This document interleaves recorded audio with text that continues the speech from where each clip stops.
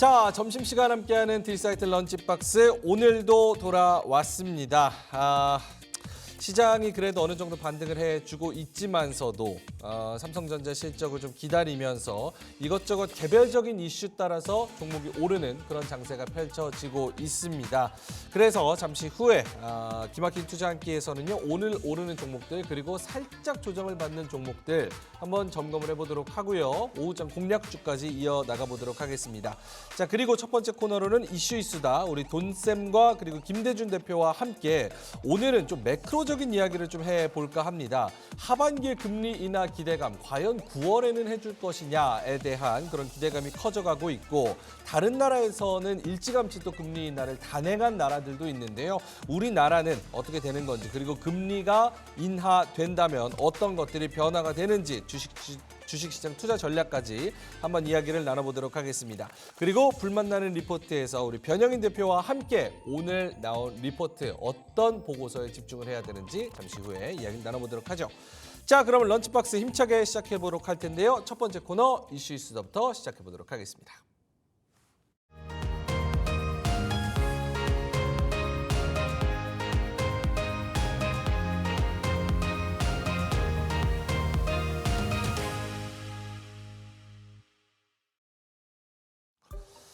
자, 오늘의 주제는요. 어쨌든 금리는 떨어진다. 어떻게 투자할까? 이 부분 금리 인하에 대한 기대감에 대한 이야기 두 분과 함께 나눠보도록 하겠습니다.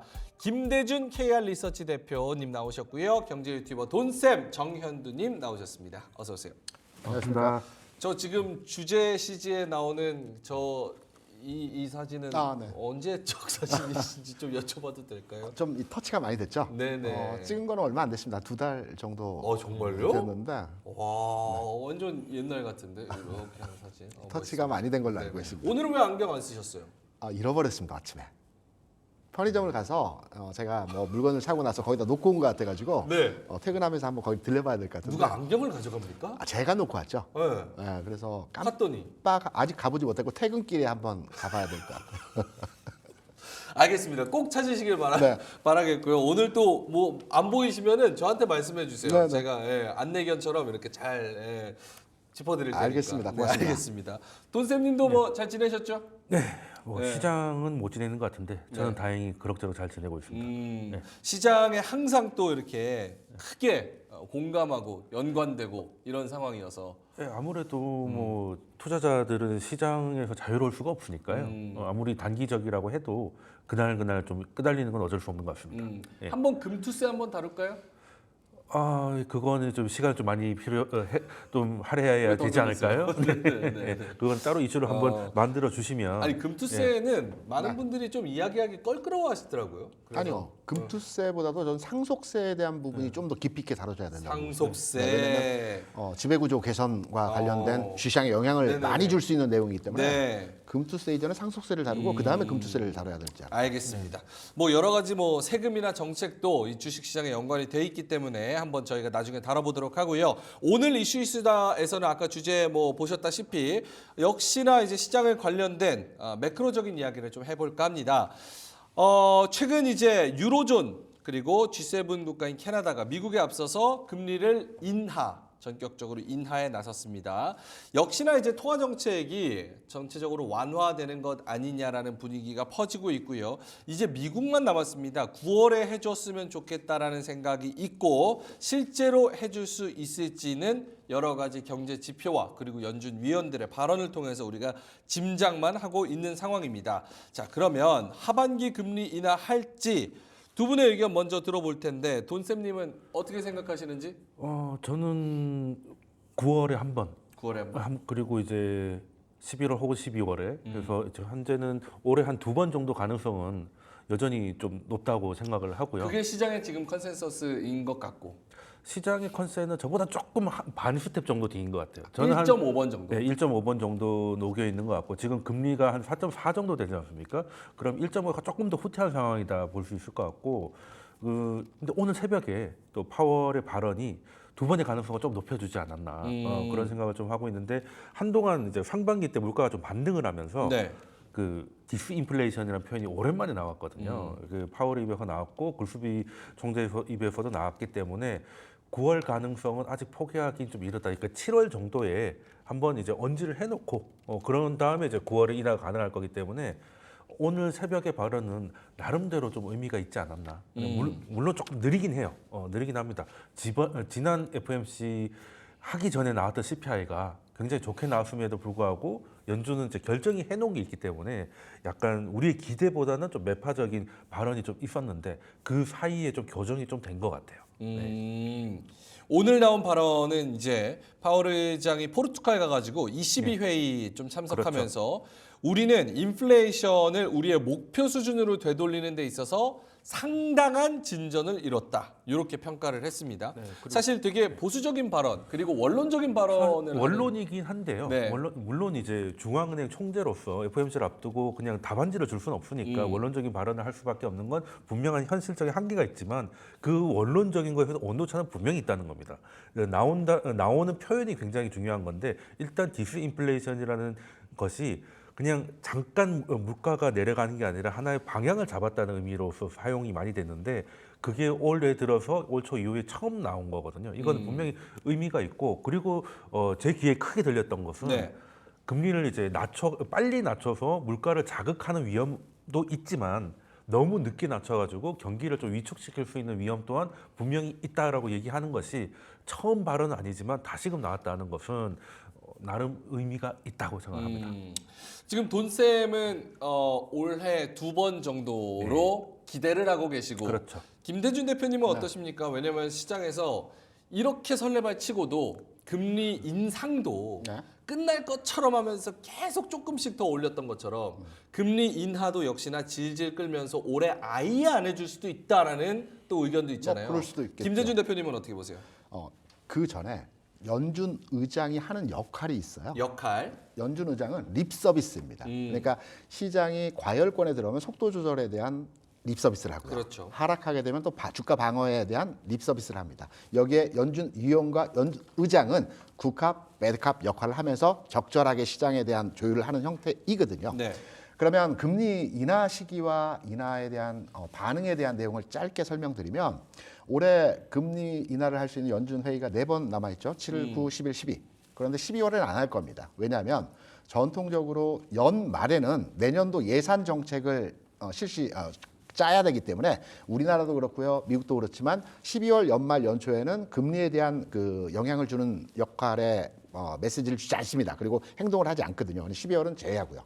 11월에는 한번 할 것 같습니다. 왜냐하면 11월에는 대선 다음 날이 연준 회의거든요. 네. 그러니까 대선 결과가 나왔기 때문에 부담이 없습니다. 그래서 11월에는 인하를 한번 할 것 같고요. 그 전에 이제 7월, 9월에 어느 시점에서 할 거냐, 한 번 더 할 거냐가 이제 관건입니다. 저도 돈샘 얘기에 상당 부분 동의하는 부분이 7월은 뭐 이번 달 말이 연준 회의지 않습니까? 예. 지금 급격하게 인하를 하기보다는 9월 정도에 인하를 할 가능성이 있다는 메시지를 전파하고 9월에 인하를 할 가능성이 높다라고 저는 개인적으로 생각을 해서 올해 2번 정도 할 것으로 판단은 되고 있는데요. 관건은 금리 인하하면 시장이 좋아지느냐, 이게 만능 치트키냐라는 점입니다. 아닙니다. 과거 미국에서 금리를 전격적으로 인하한 상황이 한 2번 있었어요. 첫 번째는 금융위기 이후에 금리 인하를 한 번 했었고요. 그다음에 2018년 전후로 해서 미중 무역 전쟁이 있었을 때 2.5% 기준금리가 올라갔을 때 하나 인하를 했어요. 근데 주식시장 관점에서 보면 금리를 인하하는 과정에서 주식시장이 좋았던 게 아니고요. 동결 기간에 굉장히 좋았습니다. 2009년도에 대략 한 14개월 정도 동결 기간이 유지가 됐거든요. 네네. 이때 나스닥 지수 기준은 한 40%가 올라갔고요. 2018, 19 요 시즌에도 45%가 9개월 동안 동결 기간에 주가 올랐어요. 지금도 지난 9월에 동결이 시작돼서 지금까지 시장에서의 상황은 계속해서 상승 흐름이 진행되는 과정에서의 모습이 나타나고 있죠. 그래서 저는 시장에서는 금리 인하하게 되면 시장이 거기에 대한 반응을 상승으로의 진행이 될 거라는 기대감들을 많이 가지고 있는데 물론 긍정적이겠죠. 하지만 저는 개인적으로 판단할 때 이 동결의 상황이 계속 연준에서 립서비스하면서 이후에 할 거다 이런 내용으로 계속 연장되는 거 오히려 주시장에서는 좀 더 긍정적이지 않겠느냐. 과거 흐름에 대한 내용을 판단을 해서 네. 그래서 올해 두 번이 중요한 게 아니고 연준에서 어떤 입장 발표를 하느냐. 오늘 같은 경우에 파월 의장의 물가 상황에 대한 안정적 흐름에 대한 메시지 좋습니다. 네. 이런 내용에서의 흐름들만 립 서비스로 계속 시장에 영향을 주게 되면 시장은 우호적인 상황으로의 진행이 될 것이기 때문에 금리 인상보다는 물가의 변동에 있어 파월의 어떤 메시지가 전파되느냐 이 부분이 좀 더 중요한 내용이 아닐까라고 생각합니다. 연준 위원들의 언행, 뭐 이런 행동들, 그리고 말들, 저는 조금 메시지들. 반대로 생각하는 네. 부분이요. 지금 연준이 특히 올해를 보면 올해만 보더라도 립서비스를 했다고 보기엔 좀 어렵다고 봐요. 오히려 그 행동보다 오히려 발언은 더 매파적이었거든요.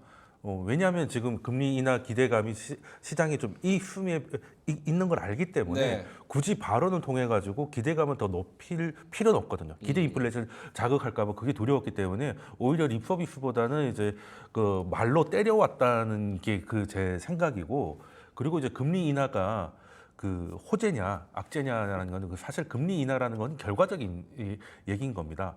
그러니까 왜 금리 인하를 하게 됐느냐가 그 내러티브가 중요하다고 보는 거거든요. 과거 같은 경우에는 이제 수요가 부족했던 디스인플레이션 시대였기 때문에 금리를 인하를 해서라도 경기를 부양해야 된다는 상황을 연준이 인정하는 게 됐기 때문에 오히려 인하가 좀 나쁜 영향을 끼친 적도 꽤 많았는데 지금은 인플레이션 시대잖아요. 인플레이션 시대이기 때문에 지금 금리 인하가 내려간다는 거는 경기가 죽는 것도 있겠지만 물가가 좀 내려가서 사람들의 실질 구매력이 좀 돌아온다고 봐야 되기 때문에 지금은 과거 2000년대부터 한 20년간의 기억을 좀 버리고 인플레이션이 있었던 이제 70년대, 80년대 그때 기억을 되살려 본다면 금리 인하는 오히려 지금 악재가 아니다라고 좀 보고 있습니다. 그러니까 금리 인하를 해도 될 정도로 물가가 안정됐다는 거죠. 네. 알겠습니다. 두 분 다 금리 인하를 어쨌든 기다리고 있다는 거에는 이견이 없는 것 같고 그렇죠. 지금 요 자료 한번 볼까요? 국내 이제 금융 전문가 7인의 투자 조언 요거 보니까 한국의 기준금리 인하 전망 결국 우리나라 미국이 금리 인하를 해야 우리도 같이 할 수 있기 때문에 얼추 이것도 미국 금리 인하랑 연관성이 있는 것 같은데 뭐 KB, 신한, 하나 뭐 우리 등등 미래에셋도 여러 가지가 있습니다. 11월 그리고 4분기 빠르면 3분기랑 7월, 9월도 있고요. 8월을 보는 NH투자증권도 있습니다. 이렇다 보니까 미국이 올해 금리 인하를 한두 차례는 무조건 할 것이다라고 많은 제도권의 분들이 좀 생각을 하는 것 같습니다. 근데 두 분께 금리 인하를 같이 기대하고 있으니까 반대로 한번 여쭤볼게요. 미국 지금 고용은 네. 사실상 완전 고용입니다.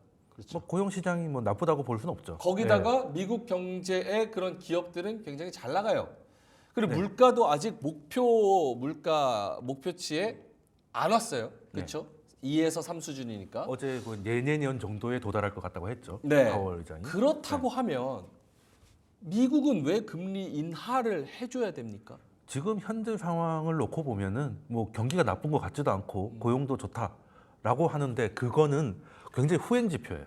특히 고용 같은 경우는 굉장히 중요하지만 안타깝게도 가장 뒤에 나오는 신호기 때문에 지금 좋다고 해서 지금은 사실 정점은 찍고 내려오고 있는 상황일 수 있는데 네. 지금 절대값이 높다고 해가지고 금리를 정책을 좀 미루다 보면 나중에 너무 늦을 수 있다는 것이죠. 그 얘기를 지금 1년째 하고 있는데. 네. 근데 네. 제가 보기에는 그 고용 시장에 지금 왜곡이 조금 많습니다.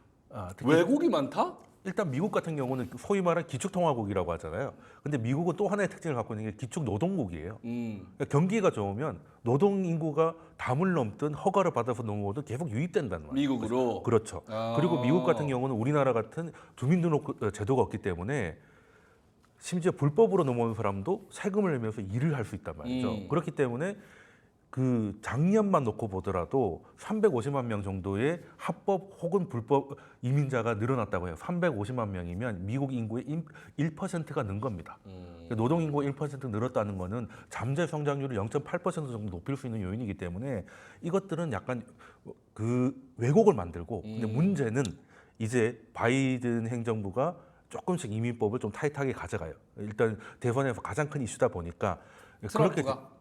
트럼프는 더 강하게 이해하고 있고 바이든도 이제 그 여론이 그쪽으로 가고 있으니까 점점점 과거보다는 좀 타이트하게 가고 있어요. 네. 그러면 왜곡이 조금씩 줄어들 수 있겠죠. 이거는 뭐 인위적인 왜곡을 하고 있다는 게 아니라 그 통계를 잡을 수밖에 없는 한계가 있기 때문에 오케이. 이런 것 때문에 실제적보다 그러니까 양만 보지 말고 네. 고용 지표 좋은데 양만 보지 말고 질적으로 봐야 질적으로 된다. 한번 보자. 그러니까 고용 지표가 후행 지표여서 왜곡이 있을 수 있고 두 번째로는 이게 저임금의 노동자들이 그렇죠. 많이 늘어나는 미국의 거기 특수한 때문에 노동 환경도 영향이 있다. 오케이, 네. 알겠습니다. 제가 바라보는 관점은 약간 다른데요. 네. 각 나라별로 정책 방향이 있어요. 미국은 고용과 물가죠. 우리나라 수출이고요. 그렇죠. 중국은 정치적 안정입니다. 미국이 추구하는 고용과 물가에서의 수준을 보게 되면 고용은 아까 좀 전에 앵커가 말씀하신 3.5%가 완전 고용 상태입니다. 지금 실업률이 3.9%이거든요. 네. 그러면 완전 고용 상태 수준에서의 상황이라고 보고 있습니다. 얼마 전에 3.5% 수준이었죠. 물가가 이제 중요합니다. 고용은 어느 정도 안정됐다고 보고 있습니다. 근데 물가는 연준에서 지향하는 물가 수준에서의 기준이 2.5%입니다. 지금 10년 만기 국채 그 10년 수익률을 볼 때 4.4%죠. 그러니까 국채 수익률 수준에서의 지향하는 2.5%보다는 물가가 지금 현재 높은 상황이거든요. 그래서 물가를 현재 낮춰야 되는 게 연준의 최대 필수 과제이거든요. 그래서 이거를 시간을 두고 계속 물가를 낮춰가야 되는데 고용 시장이 그동안 뜨거웠기 때문에 물가를 급격하게 금리를 낮춰서 물가를 진정시킬 수 없었거든요. 네. 최근에 고용 시장이 안정이 아니고 3.5%까지 고용이 급격하게 내려가는 것이 아니고 고용이 증가하게 되면 임금이 올라갑니다. 임금이 올라가면 물가가 올라가거든요. 그렇죠. 연쇄작용입니다. 이런 과정 때문에 시장에서 금리 인하를 전격적으로 못했는데 최근에 3.9% 실업률까지 어느 정도 올라왔어요. 4% 언더에만 있으면 되거든요. 그래서 연준에서는 이제 물가를 잡을 만한 시점에서의 상황이 도래했기 때문에 금리 인하는 올해 뭐 최소한 2번 정도 전 충분히 할 수 있다라고 보고 있고요. 이제 물가에 대한 전략적인 스탠스의 변화가 연준에서는 계속 나올 가능성이 굉장히 크다. 네. 그래서 시장에 대해서는 좀 더 우호적으로 평가하는 상황에서의 내용들이 진행이 될 요지가 크다라는 측면으로 해석이 가능하죠. 미국이 합리적으로 금리 인하를 해줄 여러 가지 근거들에 대해서 두 분이서 잘 말씀을 해 주셨습니다. 자, 오케이. 그러면 이걸 보시는 분들 중에서 사실 금리 뭐 사실 내가 뭐 대출 받고 이러는 거에만 크게 신경을 쓰지 금리가 내려가면은 뭐가 바뀌나 내 삶에 혹은 경제에 어떤 것이 바뀌나 이런 거를 좀 그 사이클을 모르시는 분들을 위해서 요거를 한번 설명을 해주신다면 기준금리 인하 시 시장 유동성이 증가하는 측면이나 어떤 영향이 있는지에 대해서도 좀 설명을 해주신다면요. 굉장히 크죠. 굉장히 크다. 왜냐하면 우리가 금리가 1%이냐 3%이냐 실제적으로 느끼는 체감 지수는 그렇게 크지 않습니다. 대출을 받는 입장에서 보면 대출 이자금이 뭐 50만 원에다 80만 원까지 올라가긴 하겠으나 전체적으로 금리 변동에 대한 그거 1%가 올라가야 내 실적인 생활에 얼마나 영향을 주겠어? 라고 많이들 판단하시는데 네. 금융시장 내에서는요. 금리의 0.51% 움직이는 게 파격적입니다. 음. 다른 각도에서 제가 설명을 한번 드려보겠습니다. 전체 자본 상품 시장에서의 크기를 우리가 판단할 때 제일 큰 시장은 외환 시장입니다. 주식시장의 한 22배가 되거든요. 네. 두 번째가 채권 시장이에요. 채권 시장은 주식시장의 한 17배 됩니다. 그 다음 상품 시장이고 선물 시장이고 주식 시장입니다. 다시 말해서 외환 시장이나 채권 시장이 약간의 변동치만 진행이 되게 되면 제일 하단부에는 주시장은 엄청난 흐름에서의 변동폭이 나타날 수 있거든요. 그래서 금리가 뭐 0.5포인트, 뭐 1% 움직이게 되면 주시장은 거기에 따라서 뭐 50%, 100%, 150% 이렇게 큰 변동을 나타내는 상황에서의 흐름들이 나타날 수 있기 때문에 네. 실제 내 이자율이 얼마다 이 계산보다는 내가 투자하고 있는 금융상품에 대해서 어느 정도의 방향성을 가지고 어느 정도 민감하게 영향을 줄지를 판단해서 금리를 우리가 해석을 해야 되기 때문에 금리는 굉장히 중요하다고 판단을 하는 지점에서의 내용으로 해석이 되고요. 네. 전체적으로 대략적인 이제 러프하게 큰 흐름에서의 금리 상황을 보게 되면 이전의 금리 상황을 우리가 현실 적용해서 예전에 뭐 1%대 금리까지 내려가는 건 현실적으로 현재 좀 어렵습니다. 안정적인 금리 수준에서의 상황을 판단해 보게 되면 우리나라 같은 경우에 현재 3년 만기 국고채가 이제 시장 금리로에 통용이 되거든요. 지금 3.1% 수준입니다. 네. 그렇다고 한다면 이게 한 2.5%까지 내려가는 수준에서의 상황이 나타나게 되면 현실적으로 우리가 대출 금리도 안정화될 거고 주시장도 여기에 반응해서 굉장히 흐름에서의 우리가 기대하는 3,000포인트 이상의 주가 상황도 연출될 가능성이 있기 때문에 네. 금리는 굉장히 중요하다, 민감하다, 영향을 줄 수 있는 내용이다. 이런 내용으로 접목이 가능하죠. 알겠습니다. 기준금리 인하 시 통화량, 원화 가치, 수출 경쟁, 무역 수지, 가계 소득 등등등 이런 전반적인 사이클에 대해서 말씀을 해주셨고 돈쌤님도 금리가 내려가면 우리가 어떤 영향을 받는지 사실 금리라는 건 거시 경제가 뭐 거의 전부라고 봐야 되겠죠. 거시 경제라고 하면 이제 고용과 물가인데 그걸 이제 결정하는 게 이제 금리인 거고 우리의 삶에서는 이제 뭐 대출 받을 때 금리도 있겠지만 가장 중요한 거는 이제 어떻게 보면 이제 자산 가격의 움직임이잖아요. 특히 부동산 같은 경우는 그 투자를 하든 안 하든 어떻게든 갖고 있는 거잖아요. 예, 그 월세를 살든 자가를 살든 간에 그러면 예를 들어 뭐 예금 금리가 5%일 때 5% 임대 수익률을 가져오는 건물의 가격이 50억이었다면 그게 금리가 2.5%로 내려간다면 가치는 건물의 가치는 오히려 월세가 내려가는 게 아니라 두 배로 올라가서 100억으로 올라가는 거거든요. 이 모든 것들이 이제 우리의 삶에 다 영향을 끼치는 것이죠. 그런데 중요한 것은 일단 그 아까 물가 말씀을 좀 주셨는데 지금 물가가 뭐 위험할 수도 있다 뭐 이런 거가 있지만 지금 CPI를 결정하는 것 중에는 대부분 좀 느린 것들이에요. 자동차 보험료라든지 의료 보험이라든지 이런 것들은 보험료는 매일 바뀌지 않잖아요. 주유소 요금은 매일 바뀌지만 그렇죠. 그러니까 보험료가 바뀌려면 자동차 보험 같은 경우는 1년마다 바뀌죠. 그러니까 반영이 늦게 올라갔다가 늦게 올라간 게 늦게 내려오고 있을 뿐이에요. 그렇기 때문에 지금 미국의 금리를 봤을 때 실질 금리를 보면 꽤 높은 상황이거든요. 네. 그러면 이 실질 금리를 견딜 수 있는 경기 상황이 계속 유지될 수 있느냐 이런 의심을 좀 해봐야 될 것 같고 그리고 이제 그 경기 같은 경우도 이제 좀 무너질 수 있기 때문에 제가 보기에는 그 금리 인하는 기정사실인데 문제는 한 번이냐 두 번이냐의 문제가 아니라 방향의 문제입니다. 방향의 문제. 드디어 미국도 인하를 시작했다. 이게 중요한 것이고 그리고 하나 염두해야 될 것은 예전에는 경기가 너무 안 좋아져 부양하기 위해서 금리를 낮추다 보니까 한 번 네. 낮추면 많이 낮췄어요. 한 번에 낮추진 않지만 인하 사이클 동안에 뭐 작게는 4%, 많게는 6%까지 낮췄는데 지금 만약에 낮추면 그렇게까지 낮출 거다라고 생각하는 거는 이제 너무 큰 기대감이라고 생각해요. 그러니까 차라리 저는 오히려 어느 정도 내려간 이후에는 네. 94년에 금리를 많이 올렸거든요. 그러고 나서 95년에 한 번, 두 번 낮추면서 계속 추이를 지켜보면서 봐가면서 했어요. 이번에도 그럴 가능성이 높다는 거죠. 그래서 채권을 지금 사는 분들 굉장히 많거든요. 네. 그러니까 금리 인하 시작될 거니까 뭐 그게 9월이든 11월이든 그게 뭐가 중요해 이제 내려갈 건데라고 생각하시는 분들도 있겠지만 물론 내려가긴 합니다만 예전처럼 추세적으로 쭉쭉쭉 내려갈 건지에 대해서는 기대감을 좀 낮춰야 될 필요가 있지 않나 저는 좀 생각을 하고 있습니다. 투자하려는 분들의 입장에서는. 오케이. 잘 말씀을 해 주신 게 결국 금리 인하를 미국이 시작한다는 거에 대한 상당한 상징성이 있는 거고 네. 금리 인하가 결국 경제 활성화 특히나 이제 우리나라 같이 여러 다른 나라에 또 의존하는 국가들한테는 좀 핵심적으로 금리 인하가 좋게 작용을 할 수 있다는 거. 결국 오늘의 핵심은 이겁니다. 지금 채팅창에서도 암살자님께서 그래서 부동산사 집사? 뭐 사? 부동산 좀 말씀을 드리고 싶은 잠깐만요. 거는 질문 먼저 부동산 하실 말씀 많으세요? 아니 그 예. 금리랑 연결해서 네. 짧게 말씀드리면 짧게만. 지금 금리 인하가 시작될 것 같고 네. 우리나라도 보수적으로 봐도 내년까지는 적어도 한 3번 정도는 인하할 거라는 게 컨셉 썼습니다.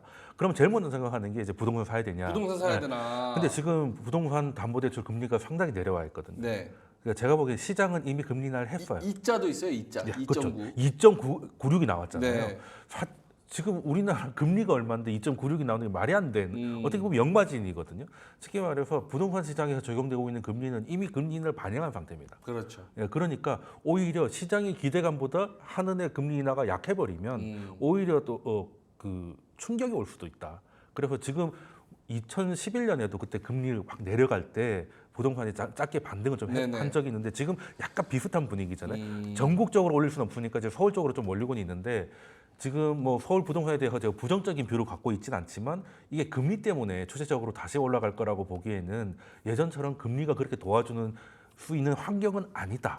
그리고 이미 상당 부분 반영되어 있다라고 생각하고 있습니다. 오케이. 뭐 그럼 부동산이나 집 이런 측면에서는 금리나 기대감이 이미 벌써 시장에 녹아 있는 상태라는 기대감 거를 정도가 아니라 금리가 아예 내려가 있다니. 아예 또 내려가 예. 있는 그런 상태를 좀 반영한다는 거. 오케이. 알겠습니다. 그러면 오늘의 핵심은 이제 다가올 금리 인하. 결국은 대비를 해야 되면서 투자 전략을 세워야 되는데 금리 인하를 1, 2회 정도 연내에 해준다는 가정하에 그리고 내년에도 그런 트렌드가 계속 이어진다는 가정하에 채권 대 주식 대 뭐 다른 금융 자산 뭐가 가장 좋을까?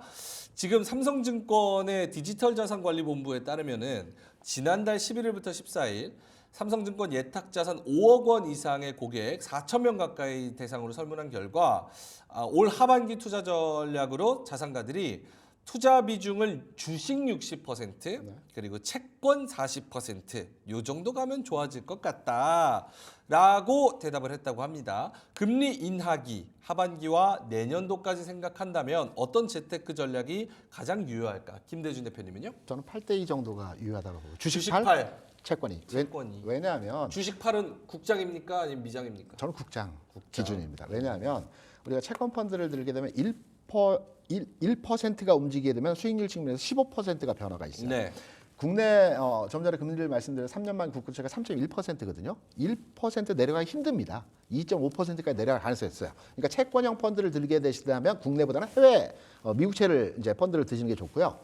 왜 주시장에 대한 비중을 80% 가까이 진행을 해야 되느냐에 대해서 말씀드리면 주시장은 경기 동향과 연동해서 움직여요. 올 초에 발표된 IMF나 OECD가 전 세계 경제 성장률을 올해 3.2% 성장할 것이라는 예측치를 발표를 했어요.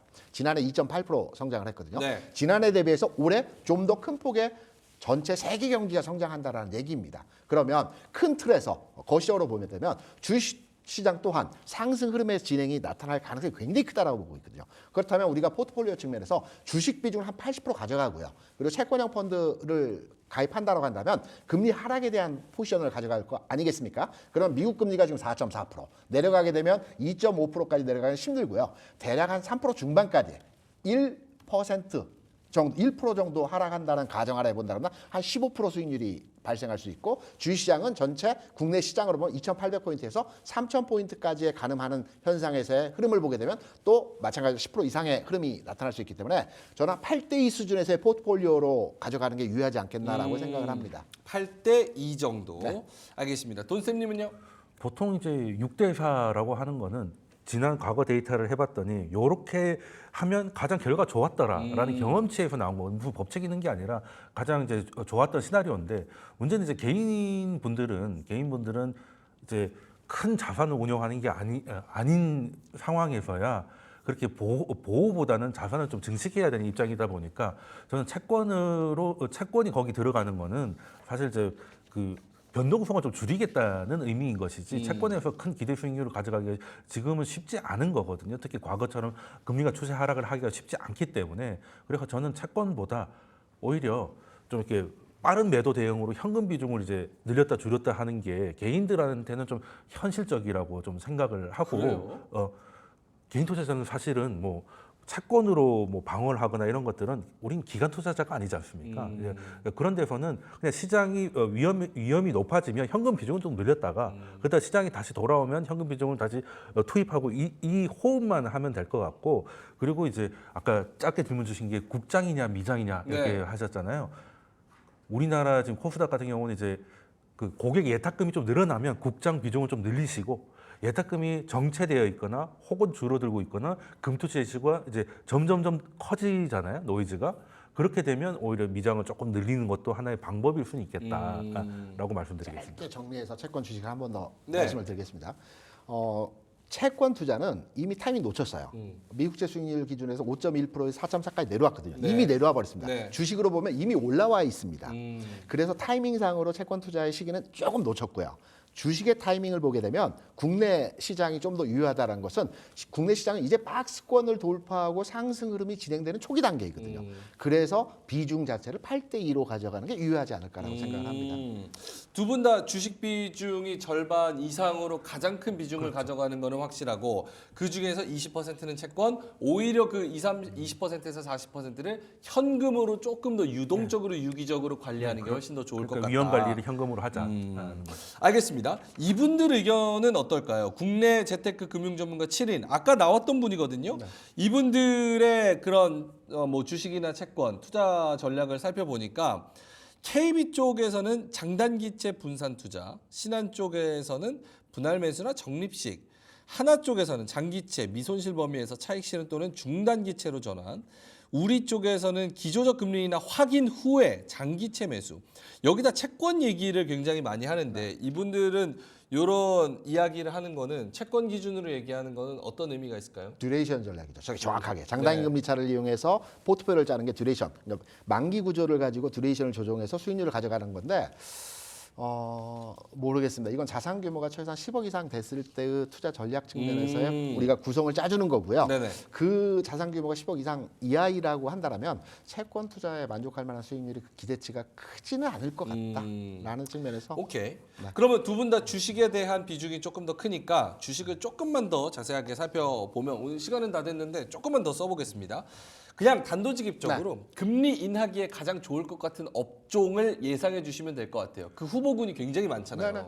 무슨 뭐 저기 바이오도 있고 2차 전지도 있고 성장주 뭐 게임 조금 최근에 떠오르고 있고 여러 가지가 많을 것 같은데 돈쌤님부터. 근데 성장 같은 경우는 그간 또 AI라는 모멘텀이 있었기 때문에 금리 인하 때 그 눌려져 있다가 폭발하기에는 조금 에너지를 좀 쓴 것 같기도 하고 그건 AI 흐름이 결정해 줄 것 같은데 저는 이미 다 알고 있는 금리 인하보다는 예탁금 추이를 보고 예탁금 추이가 조금씩 늘어난다라고 판단되면 그때 이제 코스닥에 집중하는 게 투자 수익을 좀 극대화시킬 수 있는 전략이 아닐까 생각을 하고 있습니다. 업종보다는 다른 것들에 대한 데이터가 더 중요할 수 있다. 주로 이제 개인들이 좋아할 만한 업종들이 성과가 좋으려고 하면 개인들이 많이 들어와야 되거든요.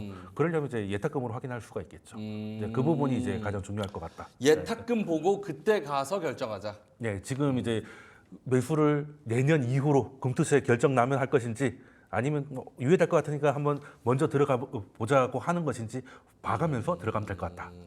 오케이, 알겠습니다. 김대준 대표님은요? 동일하고요. 뭐 우리가 금리가 인하되면 바이오, 뭐 2차 전지, 로봇 같은 종목들 성장주가 움직인다고 하는데 네네. 돈쌤 의견에 상당 부분 동의하는 게 뭐냐면 금리가 되게 되면 유동성 장세가 실현되게 됩니다. 시장에 돈이 들어오죠. 네. 시장에 돈이 들어오게 되면 유동성 장세가 형성되거든요. 유동성 장세는 그야말로 말씀하신 대로 코스닥 시장에서의 흐름이 좀 더 강화되는 흐름에서의 모습이 진행이 될 가능성이 높습니다. 그래서 금리가 인하 시기에는 유동성 장세를 겨냥을 해서 코스닥 시장에 대한 투자 비중을 좀 더 높이셔도 될 것 같다. 이렇게 생각을 하고 있습니다. 업종을 콕 집어 주신다면요? 저는 2차 전지가 가장 유효하다고 보고 있습니다. 2차 전지. 네. 가격적인 메리트 그리고 전체적 시장에서의 흐름의 전환 상황을 판단해 보게 되면 네. 2차 전지가 투자 매력도 중에서는 가장 높은 투자 매력도를 보유하고 있다고 생각하죠. 당연히 전기차 타시겠죠? 내연기관 타고 있습니다. 알겠습니다. 역설이죠? 테슬라가 또 이틀 동안 한 17% 올랐잖아요. 네. 그렇죠. 그러면서 오늘도 뭐 저기 LG 엔솔이랑 LNF랑 이런 애들 좀 반응을 해주고 있는데 아무래도 유동성 장세가 되면 그동안 눌려 있었던 그렇죠. 그리고 캐즘을 지나고 있는 미운 우리 새끼 네. 우리 2차 전지가 가장 좀 좋지 않을까 이렇게 또 말씀을 해주셨습니다. 자, 알겠습니다. 금리 인하를 기다리는 모든 사람들의 입장에서 오늘 한번 금리 인하기 어떤 투자 전략이 유효한가 그리고 우리 삶과 경제에는 뭐가 영향이 있는가에 대해서 좀 다뤄봤고요. 두 분과는 좀 여기서 인사를 드려야 될 것 같습니다. 오늘 사실 내용이 좀 딱딱하면서 어려웠는데 어렵습니다. 두 분이 잘 풀어주신 것 같습니다. 자, 그럼 이슈 이수다 두 분과는 여기서 인사드리겠습니다. 경제 유튜버 돈쌤 정현두님, KR 리서치 김대준 대표님이었습니다. 고맙습니다.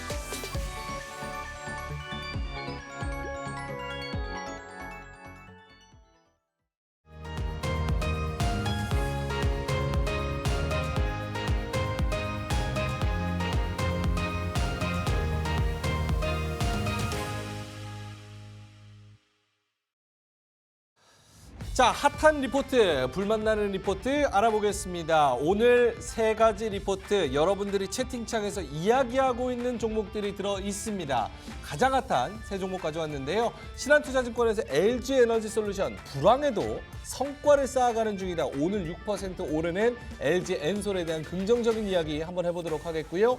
유한타증권, 삼성바이오로직스, 우호적인 환율. 최근 들어서 계속 매기가 들어오고 있습니다. 환율 효과도 있다라는 유한타증권의 이야기 들어보겠고요. 하이투자증권에서 티웨이항공, 풍부한 FT 스토리. 티웨이가 어제는 또 13% 올랐다가 살짝 빠지기는 했지만 계속해서 기대감을 높여가고 있는 그런 상황 이야기를 나눠보겠습니다. 자, 오늘도 역시나 변영인 대표님 나오셨습니다. 인사드려보겠습니다. 어서 오세요. 네, 반갑습니다. 네. 리포트 아주 기가 막히게 사람들이 궁금해하시는 것만 쏙쏙 뽑아오시네요. 네. LG엔솔은 오늘 올라서 가져오신 겁니까? 아니면 원래 가져오려고 그랬는데 오늘 오른 겁니까? 사실 2차전지의 수출 데이터들, 뭐 5월 뭐 잠정 데이터, 뭐 글로벌 이 배터리 출하량 뭐 이런 것들 다 보고 네.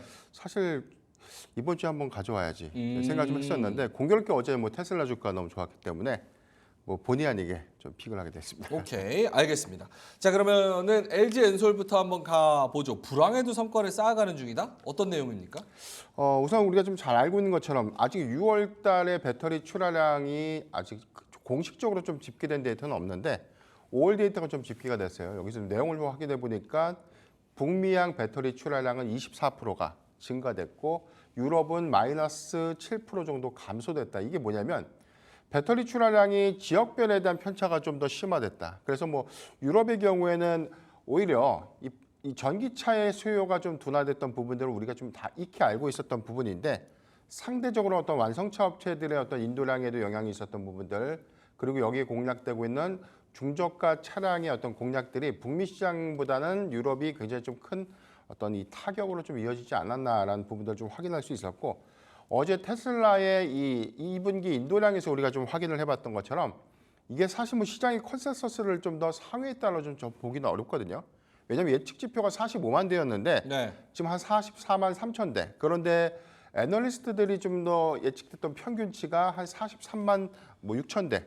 요 정도 이상에서 좀 더 인도량들이 좀 집계된 그 부분들이 기대감으로 좀 작용했던 측면들. 그래서 우리가 2분기까지 굉장히 좀 어려울 수 있다라는 어떤 전기차 업황이 막상 테슬라 인도량을 좀 확인해 보니까 그래도 최악은 아니었네라는 어떤 안도감이 좀 작용했다고 좀 보였고 여기 더해서는 배터리 출하량들이 어떤 감소된 어떤 추이들은 있었지만 수출 금액이 소폭 좀 더 증가됐던 측면들은 오히려 수익 지표가 개선됐다는 것을 의미하기 때문에 생각보다 우리가 2분기 실적 추정치를 너무 보수적으로 좀 본 것은 아닌가. 그래서 만약에 6월에 아직 뭐 배터리 출하량들이 집계가 되지는 않았지만 이번 2분기 실적의 배터리셀 3사의 어떤 수익 지표들은 그래도 시장의 전망치보다 조금은 양호할 수 있는 어떤 지표는 좀 확인한 셈이 아닌가라고 좀 저는 보고 있습니다. 딴지 걸고 싶진 않지만 네. 그럼에도 불구하고 목표 주가를 네. 지금 1년 가까이 계속 좀 하향하고 있는 그런 상황이고 네. 이번에도 지금 목표 주가 7월 3일 리포트인데 이게 네. 4월 달에 46만 원 얘기하고 그렇죠. 지금 이 좋은 얘기하면서도 43만 원으로 내렸어요. 네. 여기에 어떤 의미가 있습니까? 일단 뭐 투자 의견은 매수를 유지하는데 목표 주가를 좀 더 하향했다. 이게 성장 전망치를 조금 낮춰서 좀 반영됐던 효과가 아니었나. 뭐 우리가 뭐 지난번에 뭐 에코프로비엠의 목표 주가가 좀 하향됐던 그런 측면들도 앞으로 뭐 3년에서 5년간 장기적인 어떤 출하량에 대한 전망치들이 어떤 그 비율들이 좀 낮아졌기 때문에 주가도 낮춰줘야 된다라는 어떤 인식인데 사실 저는 이 부분에 대해서는 좀 동의하기는 좀 어렵다. 왜냐하면 우리가 좀 생각을 해보면 오른 게 있는 만큼에 대한 빠진 요소들이 좀 있고 그리고 그 이전에 뭐 가장 뭐 2차 전지 섹터가 수급적인 측면에서 가장 뭐 활발하게 좀 반영됐던 2021년도 그리고 2022년도의 주가의 경우에는 기대감 그리고 앞으로 성장성에 관련된 기대감들 이런 것들을 다 선반영한 이후에 현재 구간들은 오히려 그런 기대감들을 다 반납했다고 좀 보고 있거든요. 네. 그런데 여기서 중요한 변수는 그렇다고 이 사업이 쇠퇴된 것인가? 딱 그것은 아닌 거죠. 하반기부터 합작법인의 본격적인 어떤 가동을 좀 준비하고 있고 2025년도에는 미국에서 3개 정도의 합작 공장들이 좀 가동을 좀 앞두고 있습니다. 뭐 상반기와 하반기까지 좀 이어질 수 있는 부분. 그렇다면 이제 가장 중요한 부분은 만들어질 수 있는 준비는 다 끝내놨는데 중요한 건 이제 가동률이 되겠죠. 그래서 완성차 업체들의 어떤 차량 목표량들이 만약에 이제 올해처럼 좀 더 보수적으로 좀 갈 것인가, 내년에도 조금 더 감소 추이로 좀 갈 것인가, 그렇진 않다는 것입니다. 막대한 자금을 투자해서 가동 준비를 마친 상태에서 오히려 가동률을 좀 더 떨어뜨린다. 그렇다면 고정비 부담은 배터리셀 3사에만 다 가져가는 것이 아니라 여기에 투자했던 완성차 업체도 마찬가지로 고정비 부담률들이 굉장히 좀 커지기 때문에 가동률은 증가될 수밖에 없다. 이런 부분들에 대한 어떤 기대치들은 아직은 좀 덜 반영됐다라고 좀 저는 판단해 봤습니다. 알겠습니다. 목표 주가 하향한 부분에 있어서는 조금 물음표가 있는 그런 네. 상황인 거고, 내용적으로 봤을 때도, 그리고 뭐 어제 뭐 이야기가 나온 것처럼 LFP 배터리를 중국이 네. 잘하고 있는데 우리가 처음으로 르노한테 또 이제 공급 계약해서 그렇죠. 거기서 공급한다는 것도 상당히 상징적인 의미가 있기 때문에 네. 그런 부분에서 봤을 때 정량적, 정성적으로 조금 더 좋게 볼 수 있지 않을까. LG 엔솔. 네. 알겠습니다. 채팅창에서도 이지혜님이 저도 엔솔 노려보는 중입니다. 이렇게 말씀을 하셔서 이 리포트를 한번 살펴보시면 좋을 것 같습니다. 한 줄 평 들어볼까요? 예, 뭐 고리 깊어야 산이 높다라고 좀 표현을 하고 싶은데 사실 뭐 지금의 조정들은 뭐 상당히 저는 악재, 노이즈 이슈들 뭐 저는 충분히 주가에 좀 반영됐다는 측면들이 있기 때문에 하반기부터 좀 기대할 수 있는 요인들 468 원통형 배터리 테슬라에 좀 공급을 8월부터 좀 가셔야 되죠.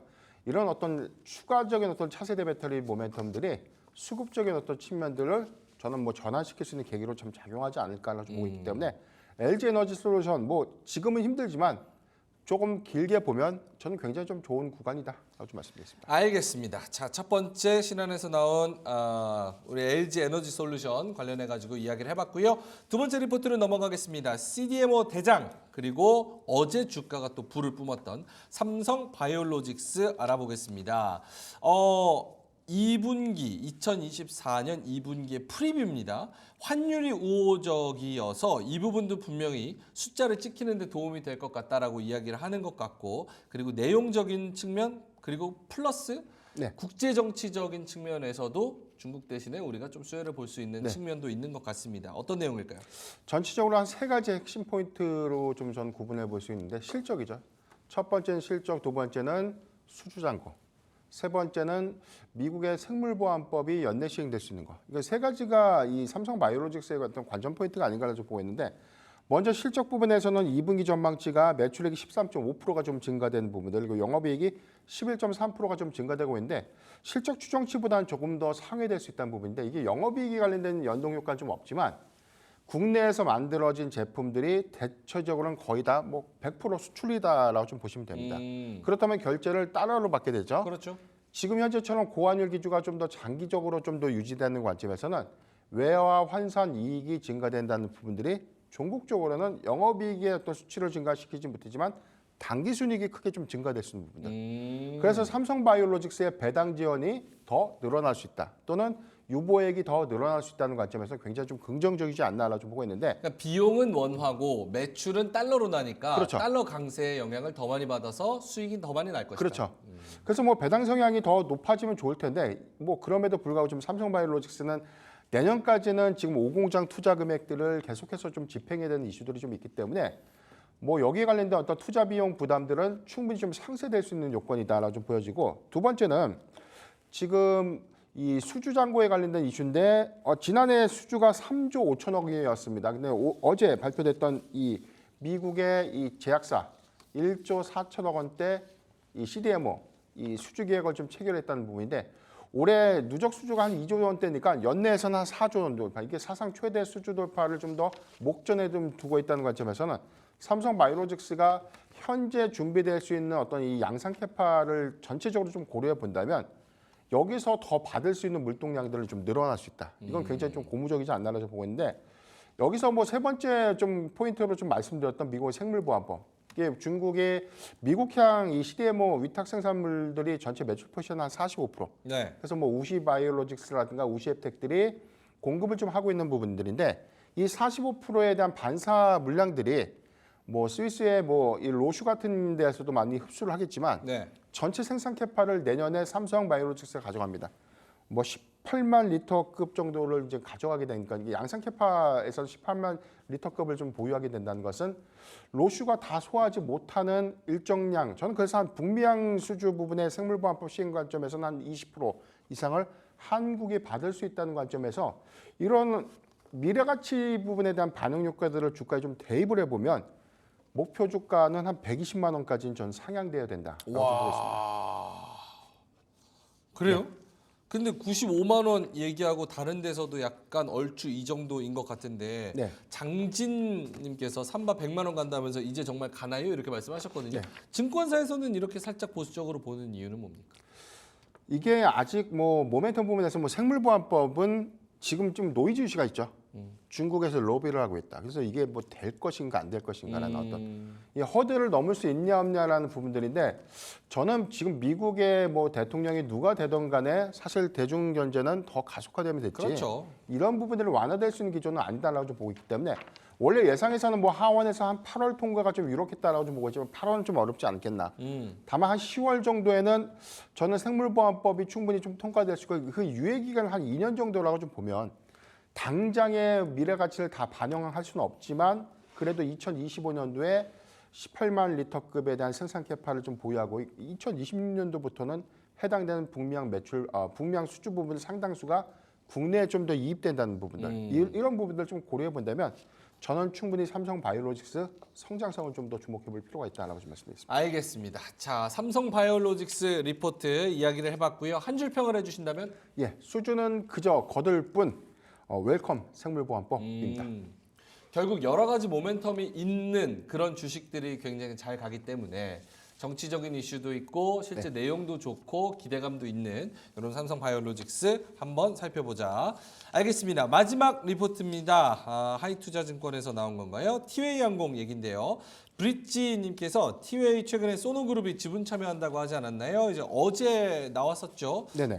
이 소노그룹이 지분 가져가가지고 최대 주주까지 노리는 그런 상황인 것 같고 티웨이 오늘은 살짝 빠지네요. 한 2% 정도 마이너스로 시작하고 있습니다. 소노그룹에 대한 이야기도 있고요. 이 리포트 내용 어떤 겁니까? 네, 어제 제주항공과는 조금 결이 좀 다른 것 같아요. 제주항공의 경우에는 2분기에 관련된 실적 정체도는 여기 관련된 비용 이슈가 좀 더 부각되면서 목표 주가가 좀 하향됐는데 티웨이 항공의 경우에 오히려 목표 주가를 좀 더 상향했던 부분들 여기 더해서는 지금 대명 소노그룹의 지분 참여를 사실 인수를 염두하는 것이 아닌가라는 어떤 기대감 또는 여기 더해서는 뭐 추가적인 어떤 해석이 경영권 분쟁도 가시화가 될 수 있다라는 어떤 설도 좀 나오고 있어요. 네. 그렇기 때문에 이런 부분들을 좀 논의를 하더라도 당장의 실적 부분의 관점에서는 기존의 LCC사들의 어떤 이 2분기 비수기에 관련된 실적들은 거의 뭐 비슷한 양상에서에 대한 시장의 어떤 대체적인 컨센서스를 좀 더 부합하지 않겠나라고 보고 있는데 3분기 성수기집에 관련된 효과들을 좀 고려를 해봐야 될 것 같고요.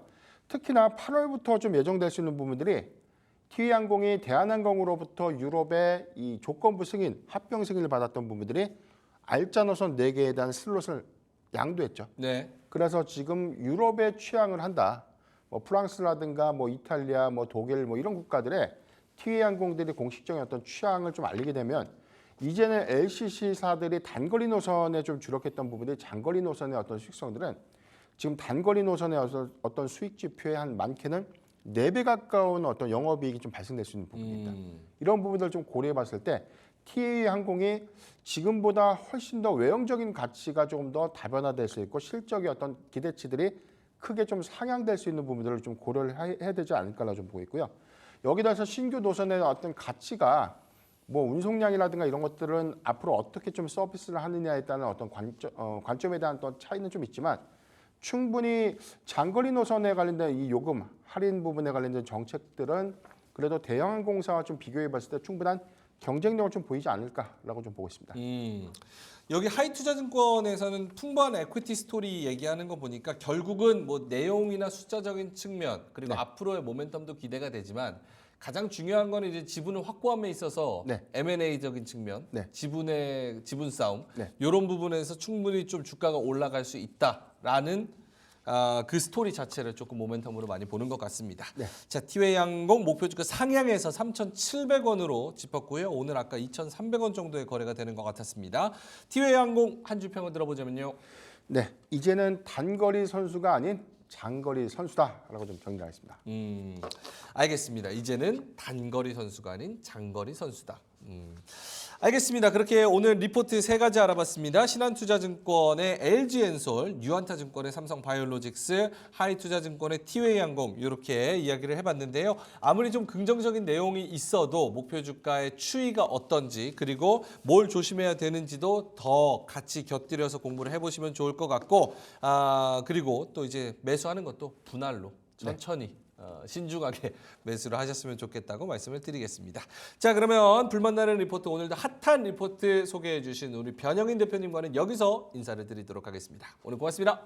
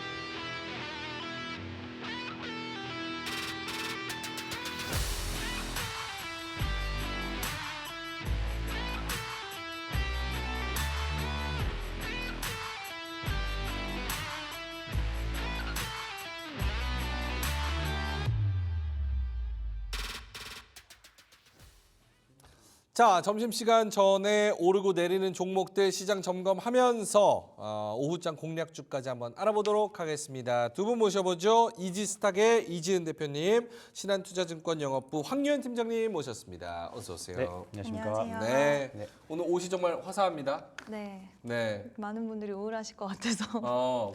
아까 저라도. 방송 전에 본인이 우울하다고. 네, 제가 요즘 비도 오고 비도 시장도 오고. 맨날 비가 내리니까 좀 우울하더라고요. 그래서 한번 밝은 옷으로 분위기를 좀 바꿔보고자 입어봤습니다. 그 오늘 시장은 어떻습니까? 오늘 시장도 2차 전지 관련된 종목들이 약진을 하고는 있지만 전반적으로 출발 비해서는 또 빠지는 양상이 나타났고 지금 살짝 반등이 나오기는 하는데 그래도 확실히 시장 체력 자체가 굉장히 약해져 있다라는 부분이 좀 문제가 되는 것 같고요. 매가리가 없죠? 네, 매가리가 상당히 없고 또 금투세 관련된 부분도 계속해서 투자자들의 심리를 좀 자극을 하고 있는 것 같아서 당분간은 이런 기조가 계속될 것 같아서 스트레스를 받고 있습니다. 그 금투세 관련해서는 우리 이지은 대표님처럼 핀플루언서들이 좀 많은 좀 목소리를 내줘야 되지 않겠습니까? 나름 목소리를 냈는데 아직까지는 효과가 없더라고요. 목소리가 작아서. 네, 더 크게 내겠습니다. 네. 황현 팀장님도 오늘 장 코멘트를 들어본다면. 네, 우리나라 전형적인 쏠림 현상 증시. 네, 아시겠지만 2차 전지하고 그다음에 또 갑자기 오랜만에 HLB 쪽으로 쏠림 현상이 나오다 보니까 사실 간밤에 별일 없었던 반도체나 화장품 이런 쪽에서 좀 하락이 나오는 것 같아요. 지금 시장은 소위 말하는 찬집들, 그러니까 여기저기서 많이 말했던 종목들을 좀 팔고 그동안 좀 소외되었던 종목들이 좀 올라오는 그런 양상들이 좀 보여지고 있거든요. 근데 이런 순환매가 어쨌든 실적 발표 시즌이 본격적으로 시작하는 7월 중하순 때까지는 오늘 같은 플레이, 어제랑 오늘 같은 플레이가 될 수밖에 없을 것 같고요. 특히나 이제 코스닥 같은 경우에는 정말로 이제 퐁당퐁당이 엄청 심한 것 같아요. 네, 이런 부분들에 있어서 잘 종목 피킹과 리스크 관리가 굉장히 좀 중요한 시점인 것 같습니다. 사실 지금 뭐 이거가 메인 주제는 아니지만 궁금해서 SHL님께서 금투세 논란으로 수급 엉망진창 여기에 몇 % 정도 동의하십니까? 이제 단기적으로 어제랑 오늘 흐름을 보면은 네네.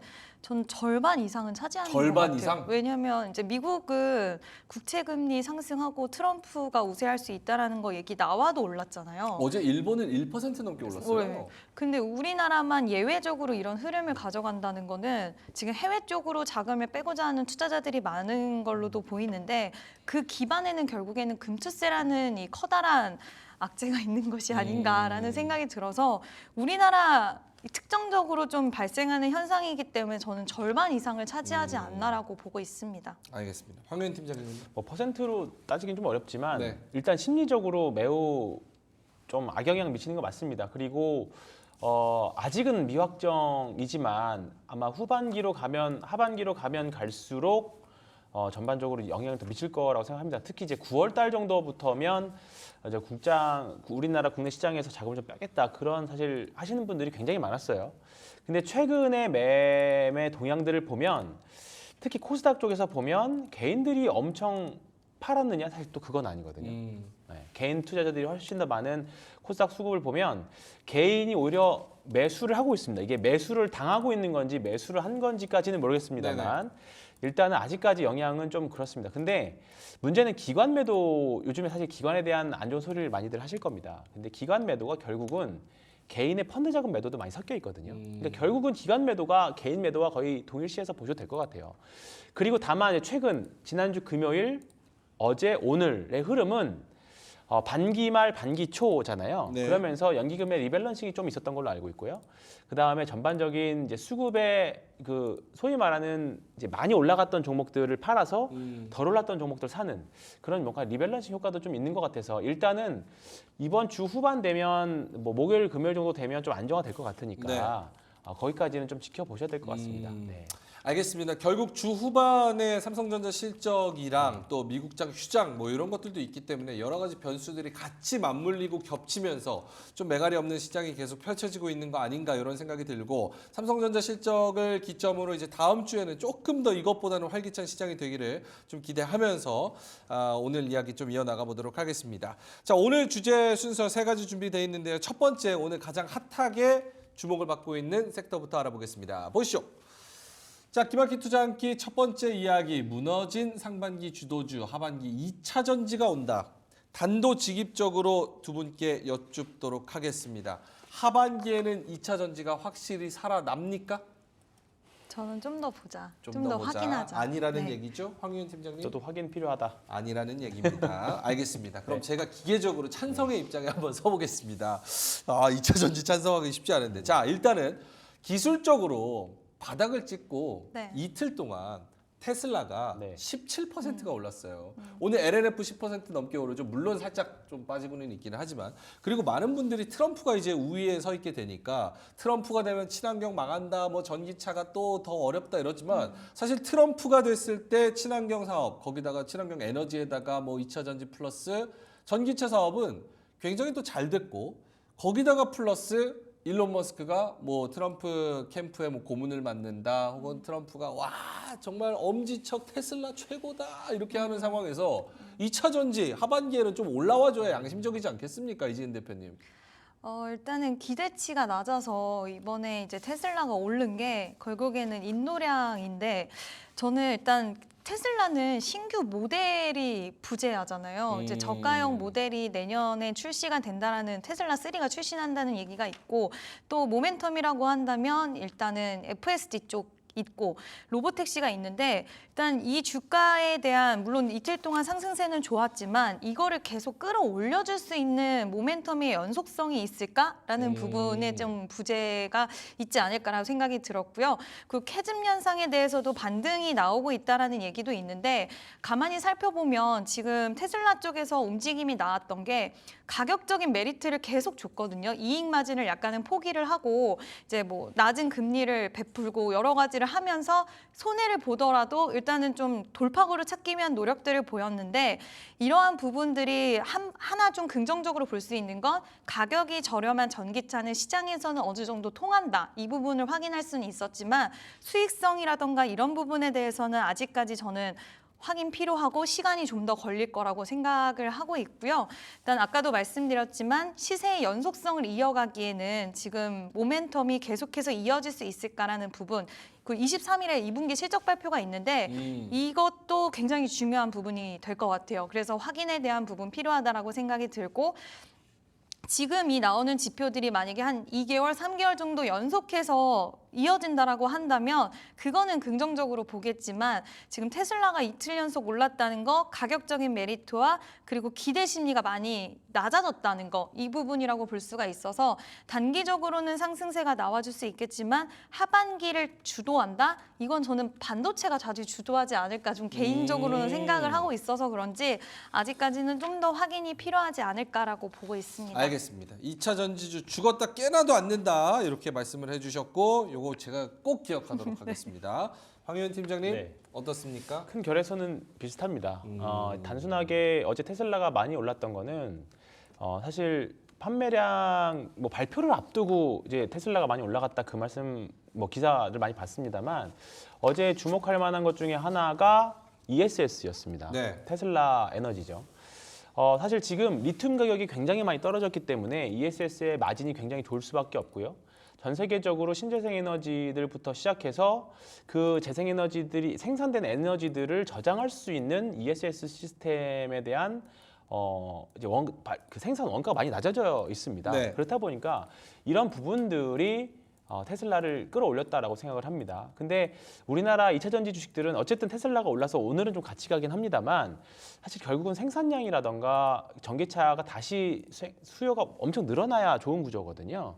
그렇기 때문에 아직까지는 2차 전지 섹터들이 바닥을 잡아가는 과정들일 것 같긴 합니다. 오늘 LG 에너지 솔루션이 3%대 오르고 거래량도 좀 나오고 있는 이런 모습들을 봤을 때는 이제 바닥을 잡아가는 과정인 것 같아요.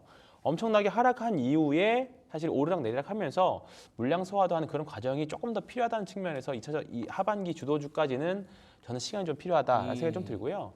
아마 우리나라 2차 전지 주식들이 올라가려면 뭔가 다른 새로운 재료가 필요할 겁니다. 단순하게 생산량 판매보다는 오늘처럼 ESS라던가 뭔가 대표님께서 말씀하셨던 FSD라던가 그러면 사실 그 2차 전지보다는 자율주행과 관련된 내용이겠죠. 그렇기 때문에 테슬라가 여기서 2배 간다고 하더라도 지금 2차 전지 우리나라에 있는 2차 전지 주식들이 2배까지 가지는 아마 쉽지는 않을 거라고 생각을 하고 있습니다. 약간 기대할 수 있는 스토리라인 그런 모멘텀 이런 걸 상상해봐도 상상이 쉽지가 않다. 네. 알겠습니다. 2차 전지 관련해서 두 분의 의견 잘 들어봤고요. 결국은 조금 더 지켜보다가 그때 좀 매기가 들어와서 새로운 스토리가 써져서 들어가도 늦지는 않을 것 같다. 알겠습니다. 그러면 두 번째 주제로 넘어가 보도록 하겠습니다. 두 번째 주제 보여주시죠. 대세는 밸류업, 다시 뛰는 금융주.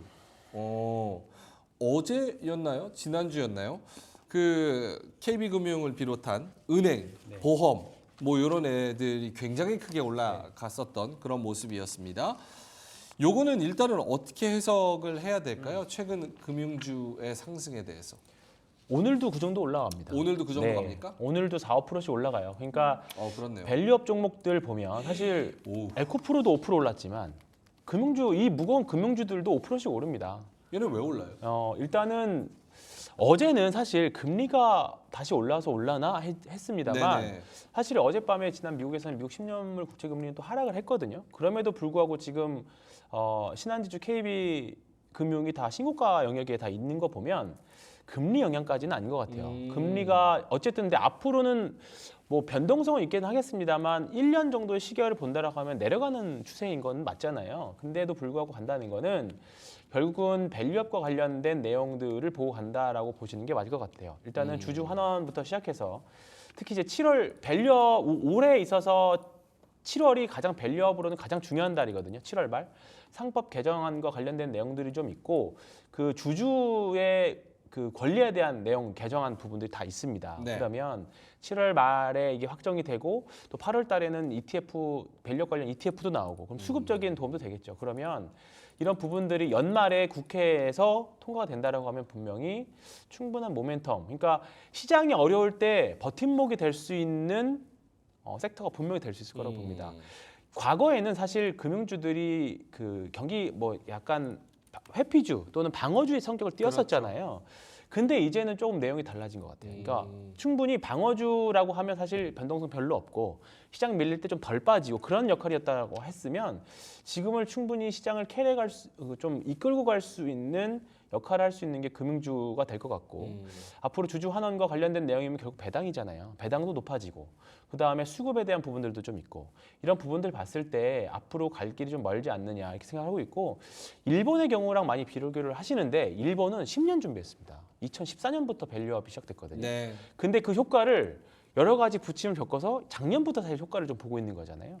근데 우리나라는 이제 올해부터 시작한 거예요. 그러면 그렇게 생각을 한다라고 하면 이 밸류업 프로그램 단순하게 뭐 정치적인 색깔을 다 떠나서 정말 우리나라 증시를 한 단계 높일 수 있는 내용 그리고 이 부분이 높아진다라고 하면 나중에 우리나라 지수 자체가 선진 지수로 갈 수 있는 그러면 정말 한두 단계 더 퀀텀 점프를 해버릴 수 있는 관련된 내용이기 때문에 이 밸류업은 단순하게 올 한 해 하고 그냥 뭐 선거 끝나면 안 하겠지, 뭐 정권 바뀌면 안 하겠지 그런 내용으로 보시면 안 될 내용이라고 봅니다. 그래서 상법 개정안 이런 부분들, 상속세와 관련된 부분들, 주주에 대한 권리 부분들 이 부분들이 7월 말에 어떻게 통과하는지까지 확인을 하기는 해야겠습니다만 긴 그림에서는 우상향 방향이 맞다. 그래서 오늘은 금융주들을 말씀드렸지만 대표적인 섹터가 또 자동차 섹터잖아요. 예, 그럼 같이 밸류업으로 묶였을 때, 밸류업 ETF가 나왔을 때 밸류업 ETF 안에 어떤 종목들이 담겨 있는지 보시면 그 종목들이 결국 밸류업에서 대장 주식들이 될 겁니다.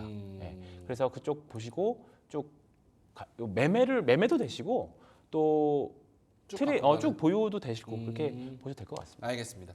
정부가 진짜 밸류업에 대한 의지가 있다고 한다면 그 입맛에 맞게 가장 선봉에 세워서 본보기를 보여줄 수 있는 네. 것들이 또 금융사이기 맞습니다. 때문에 네. 이런 얘기도 있네요. 지난 2월에 이어서 7월에도 KB금융이 자사주 3,200억 원 이상을 매입 소각 발표할 전망이다. 그래서 주주 환원율이 40%에 도달할 수 있다. 목표 주가도 85,000원에서 10만 원으로 또 상향된 이야기가 있네요.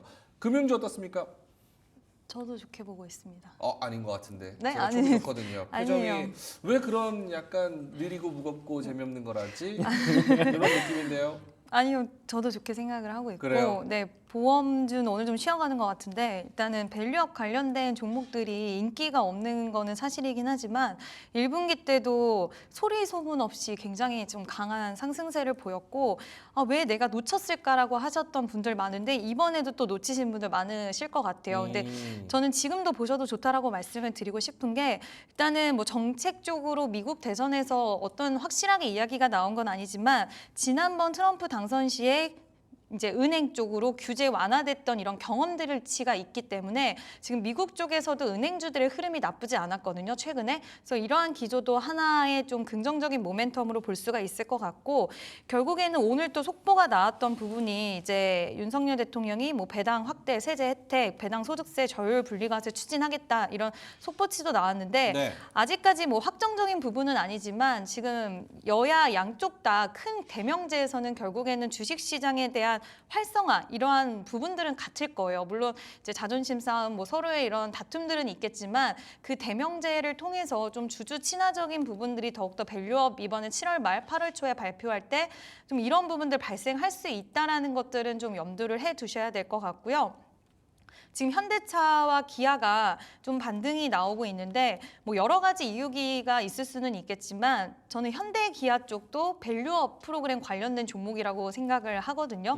이제 뭐 저가형 모델의 전기차의 판매를 이번에 테슬라를 통해서 확인할 수 있었던 부분도 어느 정도는 모멘텀으로 작용이 되지 않았나라는 생각도 들면서 또 한 가지의 큰 그림에서 봤을 때는 밸류업에 대한 시장의 기대감이 분명히 내재되어 있기 때문에 어느 정도의 하방 지지에 대한 부분들은 발생을 하고 있다라고 생각을 할 수 있을 것 같아서 대표적인 밸류업 하면 우리가 떠오르는 게 이제 자동차에서 현대 기아차 그리고 은행주 가 솔직히 대표적이잖아요. 그렇죠. 이번에도 그 기조는 저는 탈 수 있을 거라고 보고 있고 일단 뭐 ETF 아까 말씀을 하셨는데 ETF 출시 여러 가지 정부에서 나오는 부분들을 지금 시장이 또 불안전할수록 이쪽으로 수급이 갈 수밖에 없다라고 보고 있어서 지금도 저는 관심권에 두셔도 좋을 것 같습니다.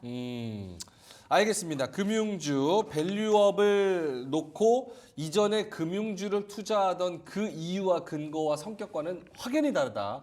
그래서 밸류업을 기준으로 본다. 두 분의 금융주 탑픽 하나하나씩만 들어본다면 그냥 종목만. 저는 KB금융. KB금융. 네. 지금 오늘 89,000원 네. 신고가. 네. 네. 그래도 추세 추정 관점에서 1등이 될 수밖에 없고요. 네, 가장 세기 때문에 오케이. 네, 어차피 KB금융이 쉬면 다른 금융주도 같이 쉴 거라고 가신다? 봅니다. 네. 오케이. 이지은 대표님은요? 저도 KB금융이지만 저는 2등주 이등주? 하나금융지주 하나금융. 이 기업이 이제 뭐 금리 인하 아직 시기는 바짝 은 아니지만 네. 그거 대비해서 기업 대출 많이 받아놨더라고요. 그래서 이자 수익이 잘 나고 있는데 이 부분도 괜찮은 것 같고 또 KB금융을 항상 잘 따라가는 기업이기도 해서 전반적으로 1, 2등주를 보시는 게 맞다라고 생각을 합니다. 알겠습니다. 밸류업 기준으로 금융주 말씀하셨고 두 분 다 KB가 좋지만 그래도 2등 또 하나까지도 바라볼 수 있다. 자, 그러면 세 번째 주제로 넘어가 보겠습니다. 세 번째 주제 보여주시죠. 제2의 전성기라는 화장품주 여전히 사도 되나요? 저도 궁금합니다. 요거는 이지은 대표님이 가져오신 것 같은데 맞죠? 네. 오늘 하반기 가면서 네. 상반기에 달렸던 애들은 네. 좀 쉰다. 그리고 가더라도 정말 개별적으로 가던 애들만 가고 나머지 애들은 좀 차익이 나올 것이다. 7월 지금 뭐 2거래일, 3거래일밖에 안 됐지만서도 결국 그런 흐름이 조금씩은 나오고 있습니다. 네. 어떻게 봅니까? 이제 하반기에도 화장품 전반적으로 다 같이 갈 수 있는 그런 상반기 같은 움직임 좀 기대할 수 있나요?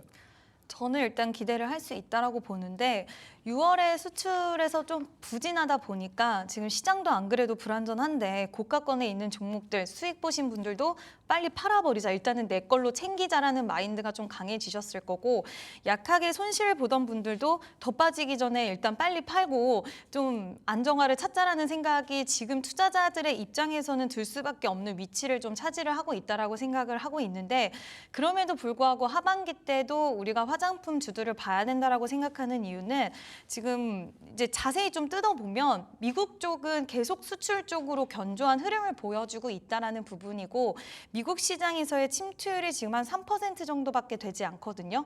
그래서 이번에 프랑스를 전체적으로 봤을 때는 이제 수입하는 국가에서의 프랑스를 우리가 제치기는 했지만 아직까지 침투율은 현저히 낮기 때문에 이 부분에서 성장할 수 있는 부분들이 많이 있을 거라고 생각이 들고 실제로 지금 잘 되고 있어요. 2분기 영업이익도 저는 뭐 추정치기는 하지만 2분기에도 실적 잘 나올 것 같고 2024년 전반적으로 실적에 대한 추정치들을 좋게 제시하는 기업들이 많기 때문에 화장품주들은 2분기 때도 저는 오히려 2분기 실적 발표까지 좀 빠지면 투자의 기회로 삼을 수 있다라고 보고 있고요. 네. 2분기뿐만 아니라 올해 좀 보셔도 좋다라고 말씀드리고 싶은 게 아마존에서 봄맞이 세일을 했었어요. 근데 그때 매출액이 기존 대비해서 200%가 넘게 더 나왔거든요. 근데 이번에 3분기에도 아마존 프라임데이가 있고 4분기에 블랙 프라이데이가 있는데 이때를 이제 기다려서 고객사의 발주 요청이 또 땡겨서 물량이 좀 들어올 수 있는 가능성도 열어줄 수가 있을 것 같고요. 일단 뭐 아까도 말씀을 드렸지만 우리가 지금 봐야 되는 시장은 이미 비중국, 중국 쪽은 좀 배제를 하고 미국 쪽의 ODM, OEM 기업이라던가 그리고 일본 지금 잘 되고 있는 게 동남아시아에서도 순항을 계속하고 있는데 이쪽 관련돼서는 저는 분명히 시장에서 다시 한번 주목도는 올라가고 실적으로 보여줄 거라고 생각을 하기 때문에 실적 시즌에서 그 전에 빠지면 오늘 당장 사자라는 보다는 실적 시즌 전에 이제 본격적으로 진입하기 전에 빠지면 기회다라고 저는 좀 포인트를 잡고 있습니다. 알겠습니다. 화장품 상반기에 굉장히 많이 주목을 받았었는데 하반기에도 역시 같은 주목을 받을 수 있다. 황유현 팀장님도 같은 네, 의견입니까? 같은 생각이고요.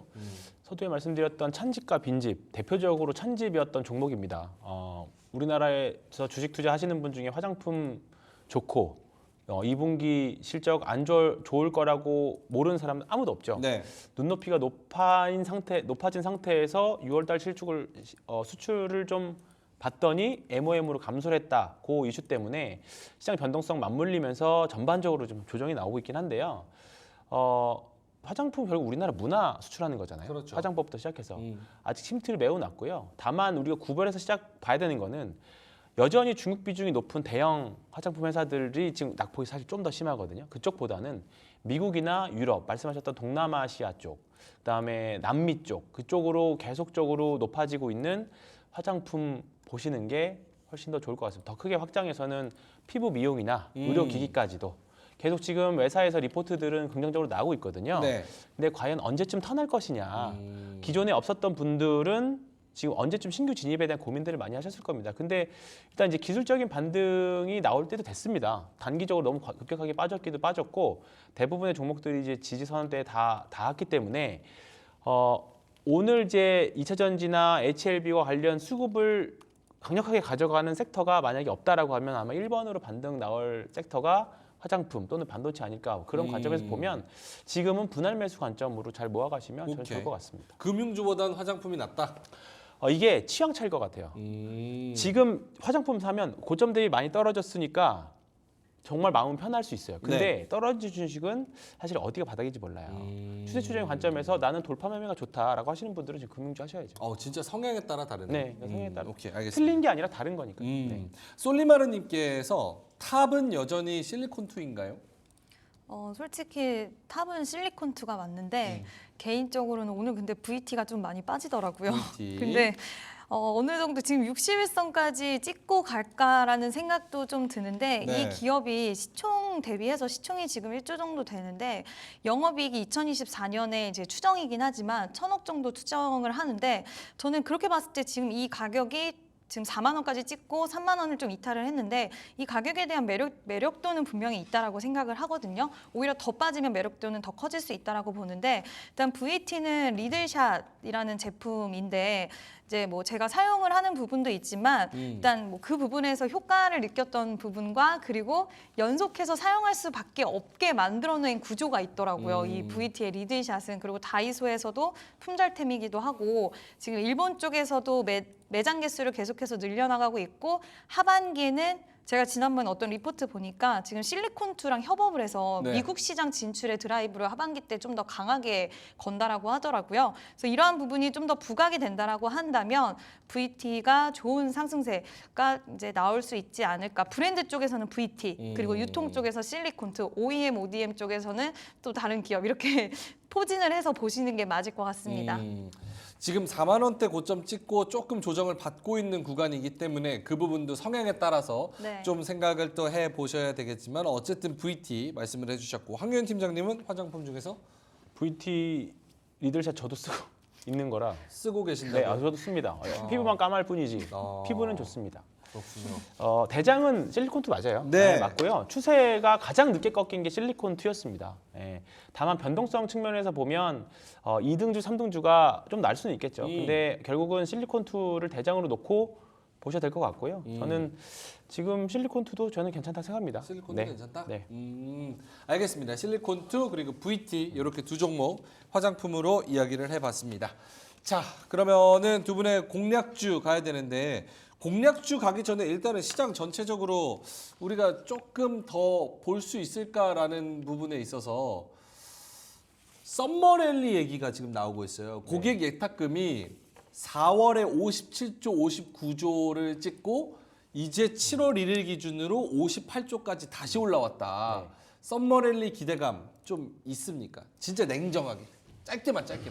이준 대표님 기대감이요. 없죠? 네. 넘어갈게요. 자, 썸머랠리 저는 있습니다. 있어요? 네. 어. 금리 인하 직전이 가장 좋을 것 같아요. 8월 정도? 그렇죠. 8월까지. 작년에도 사실 9월 달 추석 전후로 해서 무너졌거든요. 네. 근데 이제 우리나라 증시가 어쩔 수 없습니다. 올해 올해 연말로 가면 갈수록 변동성을 유발할 수 있는 우리가 사실 변동성이라고 말씀드리지만 결국 하락 리스크거든요. 근데 연말로 가면 갈수록 이런 리스크들이 굉장히 많아요. 일단은 미국 대선이 있죠. 네. 그다음에 금투세 이슈가 가장 가장 크게 나올 거고 그 다음에 대주주 양도소득세 이슈가 있어요. 그러면 항상 보면 추석 전후니까요. 근데 이번에 하필 또 9월달에 금리 인하에 대한 이슈가 있습니다. 그러면 금리 인하 전에 한번 슈팅 나와서 나오면 정말 여기저기 인증하면서 다들 박수를 막 칠 겁니다.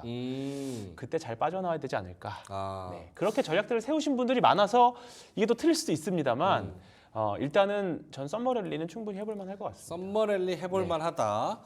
알겠습니다. 뭐 폭염, 뭐 폭우, 뭐 이런 얘기가 있지만서도 어쨌든 썸머랠리의 전통적인 그런 네. 랠리 이런 또 붙여서 기대감이 있기 때문에 수식어를 좀 잘 기대해 보겠다. 알겠습니다.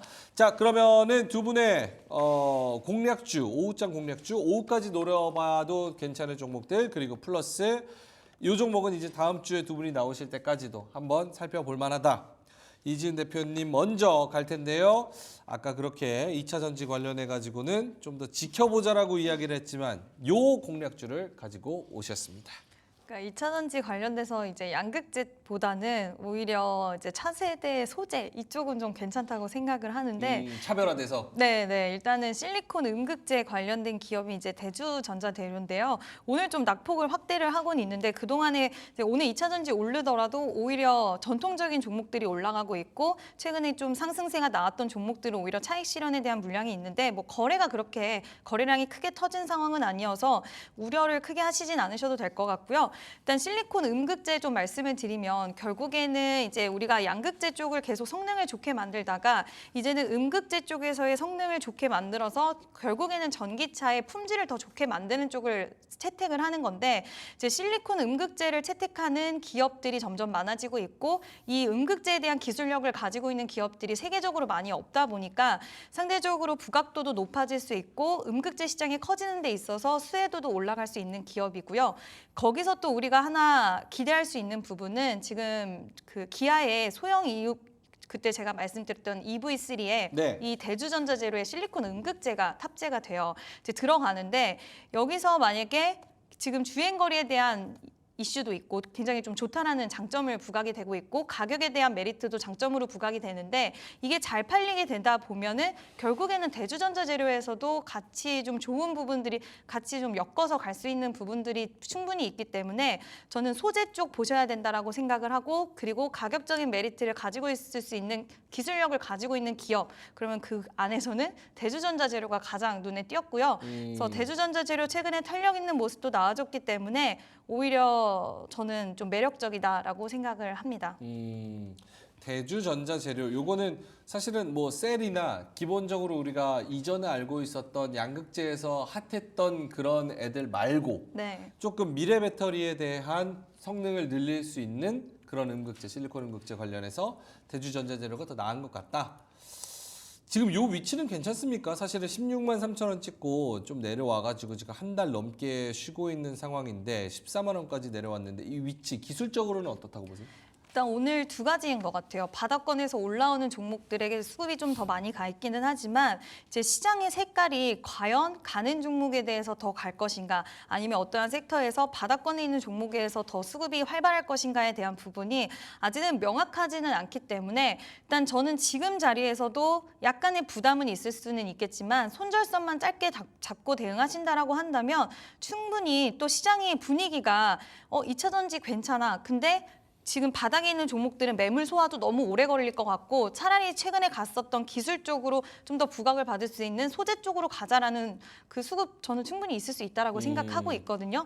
대신에 손절선을 좀 타이트하게 잡아야 될 구간이라고 생각이 들어서 적어도 이 최근에 저점 부근이었던 13만 5천 원은 좀 지지를 해줘야 된다라고 생각이 들고요. 네. 고점에 대해서도 그러니까 목표가에 대해서도 약간은 보수적으로 이제 6월 12일에 고점인 16만 3천 원 돌파를 해서 그 추가적인 수익을 기다리는 것보다는 일단 16만 원이라는 가격대를 설정하고 이 가격대 안에서만 보신다고 한다면 그렇게 부담 있지는 않다라고 좀 말씀을 드릴 수 있을 것 같아요. 알겠습니다. 요거 관련해서는 뭐 많은 채팅들이 있는데 PER이 좀 높다는 뭐 이야기가 있네요. 뭐 다른 종목 얘기하시는지 모르겠는데 저도 이거 PER 보고 있었거든요. 영업이익이 한 올해 예상치가 한 250억, 60억 정도. 근데 지금 시총이 2조가 넘어가니까 40배가 더 넘어가는 거거든요. 요 위치에 대해서 요 PER 밸류에서는 괜찮습니까? 일단 사실 PER이라는 게 이제 성장성이 있는 섹터에 대해서는 좀 PER이 높아지기도 하잖아요. 그렇죠. 그거에 대해서는 좀 그런 쪽으로 초점을 맞춰서 보시는 게 맞을 것 같고요. 아까도 말씀을 드렸지만 실리콘 응급제는 이제 2차 전지 안에서도 어떻게 보면은 성장을 할 수 있는 이런 소재 쪽으로의 생각을 하시면 물론 부담스러운 PER일 수는 있겠지만 우리가 성장 섹터, 물론 섹터는 아니고 종목이긴 하지만 그런 관점으로 보신다라고 한다면 저는 그래도 괜찮지 않을까라고 생각을 하고 있습니다. 오케이, 알겠습니다. 대주전자재료 말씀을 해주셨고요. 목표가는 이전 고점인 16만 원 다시 한번 노려보도록 하고요. 손절가는 아까 기술적으로 말씀해주신 13만 5천 원, 매수가는 현재가 노려볼 수 있다. 대주전자재료 말씀을 해주셨습니다. 자, 그러면 황윤 팀장님의 오후장 공략주 어떤 종목? 아까 서진 시스템이 나왔거든요. 네. 역시나 이제 ESS로 가야 되는 네, 부분. 맞습니다. 두 분 다 근데 공교롭게도 오늘 2차 전지 관련된 배터리 관련된 네. 그런 종목들을 갖고 오시는 거 보니까 여기가 조금 그래도 관심이 많이 가긴 하나 봐요. 근데 이제 좀 내용은 다르죠. 확실히 다르고요. 대주전자재료는 기존의 다른 전통 2차 전지 주식들하고 다른 흐름을 보여줬던 거는 다른 실리콘 응급제라고 하는 새로운 재료가 나왔기 때문에 네. 올라갔던 거라고 보고요. 서진 시스템은 ESS를 주력으로 과거에는 5G 종목이었는데 지금은 이제 ESS 회사로 바뀌고 있고요. 올해하고 내년까지는. 그리고 추후에는 자동차 부품 회사로까지도 확장을 할 수 있는 회사입니다. 일단은 지금 리튬 가격이 많이 떨어졌잖아요. 네. 그렇다 보니까 ESS 미국에 있는 테슬라도 마찬가지라고 봅니다. 플런스 에너지라든가 상위권에 있는 ESS 회사들이 그 재고를 계속 축적해 가려고 하는 그 수요가 굉장히 많습니다. 리튬이 싸기 때문에. 네. 그렇다 보니까 서진 시스템은 이제 미국에 있는 회사로 주로 매출처로 두고 있는데 이쪽으로 계속 수주 잔고가 계속 쌓아가지고 있죠. 그렇기 때문에 아마 내년 실적까지는 크게 문제 없을 거라고 생각을 하고 있고요. 추가적으로 서진 시스템이 추가 동력을 가지고 있는 거는 그 기가프레스라고 자동차 부품을 만들 때 우리가 차 골조 이렇게 만들잖아요. 지금은 다 용접을 하거나 너트로 붙입니다. 근데 엄청난 압력으로 해서 한 방에 빵 찍어내는 우리가 자동차 장난감 만드는 것처럼 빵 찍어내는 그렇게 하는 기가프레스를 가지고 있습니다. 전체 테슬라 바디를 한 번에 빡 그렇죠. 찍는 거죠. 테슬라가 하는 네. 것처럼. 그렇게 되면 기존의 공정들이 굉장히 많이 단축이 되면서 그런 부분 그 이제 원가가 절감될 수 있는 그런 효과들이 있습니다. 실제로 현대차하고도 하고 있고요. 제네시스 모델 일부 모델을 베트남 공장에서 양산 지금 이제 납품을 하고 있습니다. 이런 부분들이 추가 동력이 좀 되고 있고 제가 알기로는 테슬라의 기가팩토리에서 하는 프레스 기기보다 조금 더 큰 압력의 프레스 기기를 지금 만들고 있습니다. 근데 궁금한 게 갑자기 이거는 그냥 궁금한 네. 건데 기가 프레스로 한 번에 확 찍어내면 네. 뭐 비용이나 여러 가지 네. 공정 면에서 절감은 되는데 한 바디 프레임에 한 번에 딱 찍는 거잖아요. 네. 그럼 만약에 살짝 그 긁히거나 아니면은 뭐 이렇게 사고 나거나 이러면 통으로 갈아야 되는 거예요? 그렇지 맞습니다. 하지만 생산 쉽지 않아요. 고객가 그거는 그 부분들은 보험회사들이랑 많이 쉽지 않을 것 잘 같은데? 생각을 잘 얘기를 네. 해보시고요. 생산 원가 측면에서 옆차가 문콕해서 살짝 그렇죠. 들어갔다 싶으면은 그냥 기가 프레스 하나 이렇게 다시 해가지고 다시 하나 바꿔야 돼요. 네 그런 네. 부분들 좀 있긴 쉽지 하겠네요. 않네요. 근데 원가 절감 측면에서 제조사들이 안 쓸 이유는 전혀 없다라고 생각합니다. 그렇네요. 그게 네. 훨씬 더 비용 절감이 맞습니다. 되니까. 네. 근데 워낙에 무겁다 보니까 국내에서 만들어서 다른 쪽으로 수출하기보다는 지금 베트남 공장에서 하고 있거든요. 그런 부분들이 이제 지금 베트남 공장에 있는 현대차 또는 도요타 여러 가지 또 포드 이런 쪽으로 추후 협상이 좀 가능한 부분들이라서 이런 쪽이 실적에 반영되기까지는 좀 시간 좀 걸립니다. 근데 지금 ESS만으로도 올해 영업이익률 대략 13% 정도까지 보고 있고요. 지금 전환사채가 굉장히 많은 회사로 다들 알고 계실 건데 그 부분 감안하더라도 지금 가격은 그래도 해볼 만하다 생각합니다. 네. 서진 시스템 원래 VR 관련해서도 뭐 있지 않았었어요? VR은 아니고요. 5G. 5G. 네, 5G 통신 장비였는데 2021년까지만 해도 5G와 관련된 매출이 지금도 있긴 합니다만 올해부터 급격하게 줄어들고요. ESS 비중이 전체 매출의 30배에서 40%까지 늘어납니다. 그렇기 때문에 지금부터는 이제 ESS 회사로 보시는 게 맞을 것 같습니다. 근데 그럼 얘네는 무슨 회사예요? 왜냐면은 에너지 저장 장치도 네. 하고 기가 프레스도 하고 5G도 같이 껴 있고 이러면은 네. 종합 IT 회사인 거예요? 사업 다각화 회사로 지금은 주가가 와, 좋으니까 표현 좋다. 사업 다각화. 네. 어. 여기서 주가가 잘못되면 문어발식 확장으로도 볼 수 있지만 네. 지금은 사업 내용 하나하나가 음. 그래도 다 뭔가 매출이나 영업이익을 까먹는 게 아니라 네. 하나하나 성장 동력과 영업이익이 다 개선을 하고 있기 때문에 지금은 충분히 성장성에 프리미엄을 부여해도 될 것 같고요. 뭐 PR로 봐도 그렇게 비싼 회사는 아니라고 생각합니다. 오케이, 알겠습니다. 서진 시스템 목표가는 52주 신고가? 네, 맞습니다. 52주 신고가, 손절가 61선 이탈 시 손절, 네. 매수가는 현재가로 잡아주셨습니다. 서진 시스템 그리고 이지은 대표의 대주전자재료 이렇게 두 종목 알아봤습니다. 시간이 한 3분, 4분 정도 남는데 두 분 오후까지 좀 공략을 말씀해 주신다면 혹은 주 후반까지 왜냐면 삼성전자 실적도 있고 많은 분들이 아니 뭐 하반기 시작됐는데 초반부터 왜 이래 약간 이런 느낌이어가지고 어떤 생각을 가지고 지금 시장을 바라보시고 투자에 임하시는지 우리 구독자분들한테 조금 팁을 주신다면 일단은 저는 삼성전자랑 SK 하이닉스 지금 하이닉스가 아랫꼬리 달고 올라오고 있는데 일단은 삼성전자 이제 통상 실적 발표 이후에 삼성전자 주가 흐름은 좋지는 않았는데 이번에 마이크론 실적 때도 우리가 볼 수 있었던 게 이제 HBM을 통해서 우리가 수익성이 더 좋아지고 그리고 기업용 낸드 쪽 좀 좋다, 잘 팔리고 있다라는 얘기가 있었는데 이제 디램 쪽으로 물량 강자를 생각하면 결국에는 삼성전자고 이 부분에 있어서는 이제 디램에 대한 이제 범용 디램 쇼티지 현상에 대한 이야기도 지금 나오고 있는 상황이라서 디램 가격이 올라가면은 가장 수혜를 볼 수 있는 건 결국에는 삼성전자고 낸드에 대한 이야기도 좀 좋게 나올 거라고 보고 있기 때문에 이러한 부분들 전반적으로 봤을 때는 5일 이후에 반도체 관련된 종목들이 좀 수급적으로 탄력이 붙어줄 수 있지 않을까 저는 일단은 그렇게 보고 있고요.